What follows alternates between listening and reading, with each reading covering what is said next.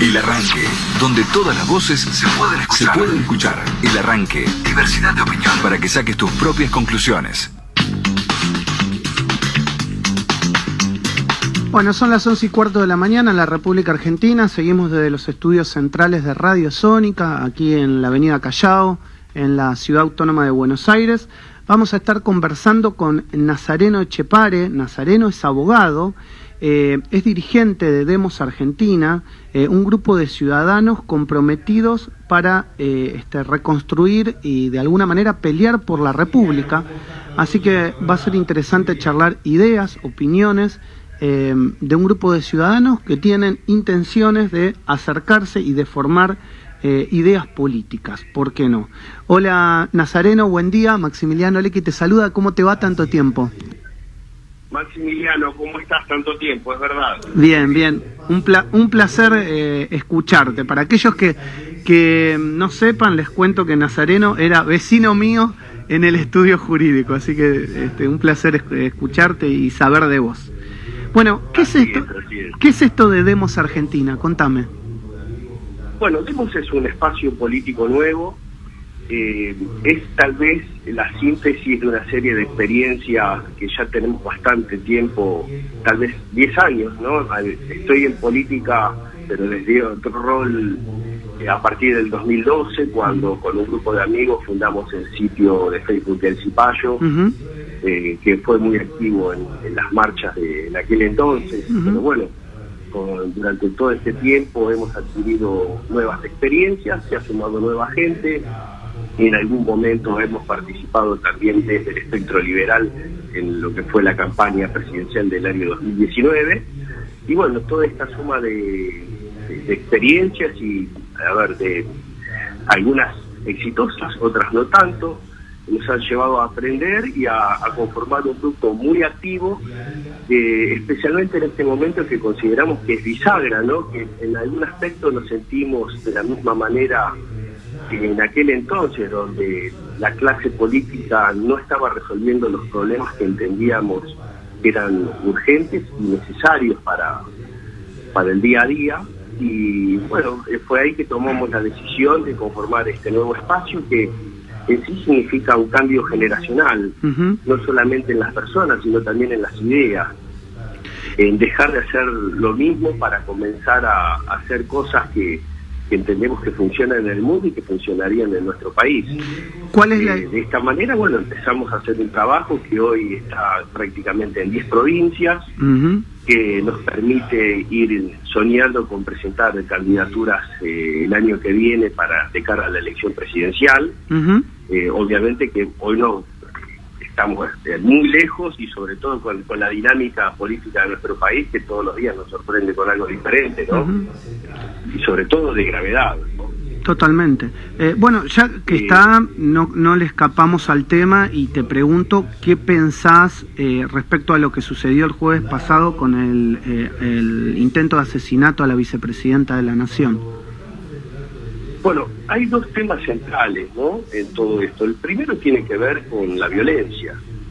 Me llama mucho la atención que haya habido personas que dudaron o se mantuvieron en silencio sobre esto. Cuando estamos frente a un acto de violencia, lo que hay que hacer es condenar, sin dudas, porque la violencia tiene doble filo, va para los dos lados. Acá no se trata de camisetas o de banderas políticas, sino que la sociedad tiene que ser una frente a todo esto. Así que desde ese punto de vista no tenemos que tener duda que frente a un acto violento hay que condenarlo. Y cuando empezamos a hablar sobre este tema de las banderas, por un lado tenemos sectores que dicen que si la tocan a Cristina se van a poner violentos, y otros que dicen no, que a esto los vamos a sacar a patadas. No. A ver, no ocurre en la vida de todos los días. ¿A quién conocés que resuelve las cosas violentamente para llevar adelante su actividad comercial, totalmente, de familia? Claro. Aplica para la vida de todos los días, aplica para la política. Y por otro lado, tampoco podemos permitir que se instale este discurso de que no, que en realidad es por el odio de unos, es el odio de otros. No. si vamos a enfrentar un problema, que sea de manera adulta. Pero no podemos permitir que se ganó. Esto es parte de un odio que viene de la prensa o de la justicia. No, mira, si acá hay temas judiciales pendientes de resolución es una cosa, que si tenemos un caso de violencia contra un dirigente lo tenemos que condenar, pero la cuestión judicial va por un camino y la resolución de un tema violento va por otro.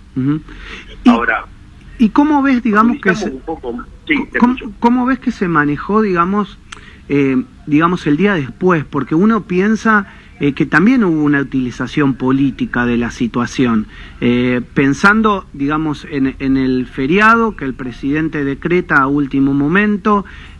No todo, digamos, o no todas las personas que les hubiese gustado salir a manifestarse por la democracia y en contra de la violencia estuvieron en esa marcha porque no se sentían representados con algunas banderas políticas. ¿Cómo sentís, digamos, que pasó el día después del intento de asesinato? Mirá, no diría del día después. Creo que hay hechos previos que son tan graves como el acto mismo que lleva a desencadenar toda esta situación, porque unos días antes teníamos a la vicepresidente realizando unas verdaderas misas en la puerta de su casa, hablando de estamos en guerra contra quién. Cuando se intentó proteger, salvaguardar el espacio público y la seguridad de la presidente, se colocaron vallas y se atacó a esa policía que estaba poniendo orden, conservando la paz social, evitando que hubiera todo tipo de actos violentos, cuidando a la vicepresidente. Luego nos encontramos con un juez como el juez Gallardo que pide que se levanten todas esas medidas, generando más confusión a la situación. La vicepresidente ordenando el retiro de las cámaras. ¿Cómo se van a cuidar sin cámaras? Luego tenemos al hijo, a un diputado nacional, hablando de la muerte de un peronista y no sé qué más. Digo, ponían más pólvora en toda la situación hasta que llegamos a esta situación. Y ahí es donde vemos que el gobierno ha demostrado que ha sido ineficiente en todo, porque toda esta situación donde se tuvo que aplicar un protocolo de seguridad que no vimos en ningún momento, habla de la falta de gestión en todo sentido. Un ministro que pone a disposición la renuncia, en otro país del mundo hubiera renunciado, no pone a disposición nada. Nos encontramos en el camino que se reseteó el celular del agresor, el arma no encontraron usas en esa arma, y para terminar toda esta situación escuchamos a un senador nacional extorsionándonos como país, diciéndonos que si queremos paz social hay que terminar con la causa vialidad. Casualmente, un par de horas antes a que comiencen los alegatos de la defensa. Perdón, estoy lleno de dudas, y por eso es lógico que mucha gente no crea en todo esto. Han generado un clima tan raro, que la verdad es que sí, ¿cómo no vamos a tener dudas? Lo que sí tampoco podemos dudar es en condenar la violencia. Sí, se entiende el punto. La sociedad nos para con una predisposición a lo que queda de mandato que realmente es fea, es una situación fea. No merecemos como país vivir esto. Pablo. Nazareno, lo que se plantea son todas dudas cuando en realidad necesitamos respuestas. ¿Cuán difícil es conseguirlas y por qué creés que todavía no hay una sola respuesta a todas estas inquietudes que se fueron planteando, que planteaste vos, que se viene y que quizás con un poco hasta de sentido común cualquier ciudadano de a pie las nota? Sí, el sentido común hubiese sido llamar, por ejemplo, a un experto para tratar de descifrar el celular, no sé, llamar al de Android, al de iPhone. La renuncia del ministro, ni hablar de Carbone y la custodia. ¿Por qué en este país, y Maxi en su editorial al principio del programa lo decía, cuando hay atentados o hechos que realmente marcan, no digo un antes y un después, pero un hito, no hay respuestas? ¿Por qué es un país sin respuestas Argentina, principalmente este hecho que es el que nos mueve estos últimos días? Bueno, en este caso las cosas están pero tan mal que cualquier respuesta es válida dentro de este contexto, ¿no? Claro. Que si estamos hablando de falta de gestión, es válida la respuesta. Si hay intencionalidad, también sería válida. Entonces nos ponen en el peor de los escenarios. donde todo lo malo acaba siendo válido. Claro. Realmente, como sociedad, repito, nos están haciendo vivir un pésimo momento porque no lo merecemos. Somos una sociedad pujante, que merecemos cosas mucho mejores. Y nos están poniendo en el centro de un país donde se está realizando un ajuste terrible, porque que este hecho de violencia no nos haga olvidar que el Ministerio de Economía de Sergio Massa está ajustando de una manera que no se hace en mucho tiempo. Sí, recién estamos en el medio de un proceso que es probablemente casi equiparable al juicio de las juntas, porque así como en aquel momento dijimos nunca más a las dictaduras militares, hoy estamos diciendo nunca más a la corrupción. Entonces, y a le tenemos que sumar a todo este escenario algo que tiene que ver con un acto de violencia inaceptable, que se empieza a enrarecer por todo este tipo de dudas que nos están surgiendo. Entonces, finalmente decimos, bueno, ¿cómo sigue todo esto? Claro, porque lo que queremos es empezar a hablar del país que viene.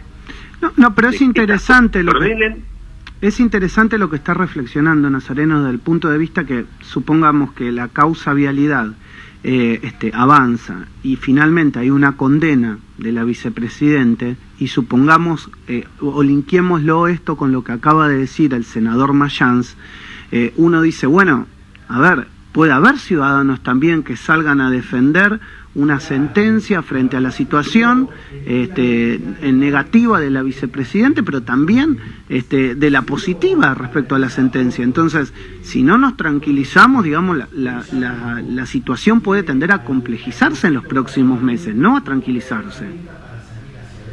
Mirá, la verdad es que no es lamentable que se apliquen estas técnicas, porque si uno analiza otros ejemplos, el chavismo tiene al conflicto permanente como la herramienta para salir hacia adelante. Lo hemos visto desde la época de Hugo Chávez, y Nicolás Maduro ha conservado el poder aprovechando toda y cada una de las crisis para reafirmar su poder. Esta especie de chavismo argentino ha sabido aprovechar este tipo de situaciones. Obviamente que, bueno, no lo pudieron replicar de la misma manera porque aquí hemos sabido reaccionar oportunamente. Pero lo lamentable es que tengamos que transitar este camino, porque como país, reitero, no lo merecemos algo diferente, algo mejor, tenemos todo para ser un gran país. Déjame preguntarte, recién hablabas de que están tratando de presentarse a elecciones en 10 provincias. ¿Qué pasa en Capital Federal y en Provincia de Buenos Aires, que tal vez son los territorios más cercanos a la creación del partido? A ver, nosotros tenemos un acuerdo electoral hasta ahora que nos permitiría participar y presentar candidaturas a diputados nacionales y senadores en la ciudad de Buenos Aires, en provincia de Buenos Aires, Santa Fe, Córdoba y Santiago del Estero. Estamos trabajando en un frente electoral que sea lo más abarcativo posible. Habrá que esperar tanto la ciudad de Buenos Aires como la provincia de Doblo, lo cual sería un escenario diferente a lo que más o menos se está esperando, con lo cual también tendríamos que presentar candidaturas a jefe de gobierno y gobernador. Pero no olvidemos que también el contenido de nuestra propuesta es importante, no es solamente el trabajo en el campo. Hasta ahora nuestro planteo no solamente es económico, sino que estamos trabajando en algo que por lo general la dirigencia olvida, es la geopolítica. El diagnóstico en lo económico, en más o en menos, todos lo tenemos claro, que hay que bajar y eliminar impuestos, que hay que eliminar regulaciones, que hay que modificar la ley de contrato de trabajo y tener una acorde al siglo XXI. Pero hay otro pilar en el cual nadie trabaja, y la verdad que llama mucho la atención, es la geopolítica. Argentina, si quiere resolver todos estos grandes problemas que tenemos, que tienen que ver con un rojo fiscal, un gap tremendo como el que nunca hemos tenido, Para poder bajar estos impuestos y acomodar la legislación y tener los recursos que van a venir tanto de préstamos como de inversiones, tenemos que formar parte del mundo libre. No vamos a poder seguir con este tipo de alianzas raras con países como Irán, o acuerdos que no nos benefician como los que tenemos con el Partido Comunista Chino o mismo con la Rusia de Putin. Tenemos que formar parte de ese mundo que comparte nuestros valores. Bien, cuando empezamos a analizar todo esto, y si queremos poder tener esos recursos necesarios para la reforma, porque todo el mundo te va a decir lo mismo, si vos bajás tantos impuestos, ¿cómo haces para seguir manteniendo la estructura? Claro. Bueno, ahí es donde viene el desafío. Si nosotros somos un país que solamente participamos del 0.3% de comercio mundial, cuando antes era el 3%, evidentemente en lo comercial no somos atractivos. Claro. Sí en la geopolítica. Y ahí es donde nuestro país tiene cosas para dar. Como por ejemplo, tenemos que conversar con el mundo libre sobre qué están haciendo estos 300 a 500 pesqueros de la flota china en nuestro mar continental, saqueando nuestras riquezas todos los años, porque se están llevando de 40 a 50 toneladas por barco por día de calamar y otras especies. Exacto. ¿Cómo vamos a administrar la hidrovía, que es una autopista por donde pasa de todo? Drogas, armas, lo que se te ocurra. ¿Quién va a controlar el espacio aéreo en el norte del país para combatir al narcotráfico? No tenemos ni aviones ni radares. ¿Qué vamos a hacer con las bases chinas que tenemos en nuestro país, como la de Neuquén? ¿Qué vamos a hacer con la licitación que se está haciendo en este momento para una nueva base militar en Tierra del Fuego? ¿Qué vamos a hacer eso es en Santa Cruz, en Tierra del Fuego, con el polo antártico que se quiere construir con capitales chinos? Es decir, tenemos, o mismo con el 5G, esta nueva Internet que podría ser usado para el mal, como ocurre en China, donde hay un control absoluto de lo que hace la población. Sí, y tenemos que empezar a reflexionar cuál es el rol que quiere ocupar nuestro país en el mundo, y el mundo libre se va a ocupar de ayudarnos a salir adelante. Agreguemos el litio y el acuífero guaraní también, ¿no? Exactamente. Sí. Nazareno. Entonces, sí. La verdad que quiero agradecerte por estos minutos y me gustaría profundizar estos temas a lo largo de la campaña que se viene, porque no falta tanto, la verdad que no falta nada, en los próximos meses. Así que bueno, muchas gracias por estos minutos, un abrazo de siempre. Un placer volver a escucharte y saber de vos. Lo mismo, un abrazo enorme, gracias por estos minutos y mucho éxito, digamos, en esto que están haciendo. Un abrazo. Gracias a todos, saludos. Bueno, Nazareno Echepare conversó con nosotros en la mañana del arranque en Radio Sónica. Bueno,